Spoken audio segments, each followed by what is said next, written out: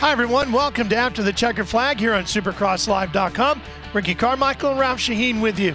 Adam Cianciarulo thought he was going to get his first win in Angel Stadium.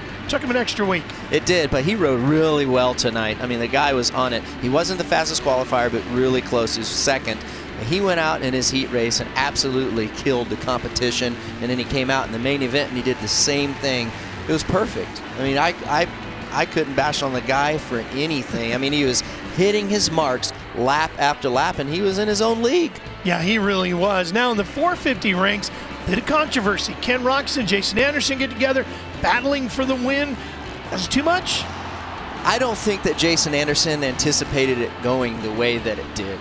Okay, Ken didn't anticipate that happening either. Jason Anderson had several times to run Ken off the track, run him wide, push him off off the corners, and he didn't. Jason Anderson doesn't race like that. He said as much so on the podium. He's probably trying to cover him for himself, didn't want to get too much heat from the fans, but he didn't anticipate that move turning out the way that it did, and I believe that. And Ken didn't see it coming. You could see just a little bit. He got a little, he wasn't anticipating. So you saw, as soon as he saw out of his peripheral that Jason was there, he checked up just a little bit.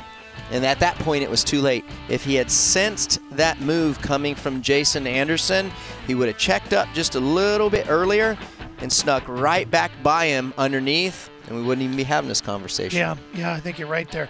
Blake Baggett, we're having a lot of conversation about him this coming week because he's a new winner in the 450 ranks, and he did it in strong fashion. Once he got around Jason Anderson, he checked out. Yeah, he checked out, and he rode a great race. I mean, he was on it that whole main event, especially after we did the restart. And what a way to win your first Monster Energy Supercross, to beat the defending champion. There were no ifs, ands, or buts about it. He caught him, he passed him, and he pulled away. And that was cool to see. He said, after he set fastest lap in qualifying practice at Anaheim, that they had worked out all the bugs that they had from last year on the team and the bike, and that they were here to contend for not only race wins, but the championship. He's off to a good start here in Phoenix. Yeah, he's right in the thick of it now. So Roczen took over the points lead. He'll have it as we go back to Anaheim in the first of the Triple Crown races. We're going to be there. We'll hope you join us.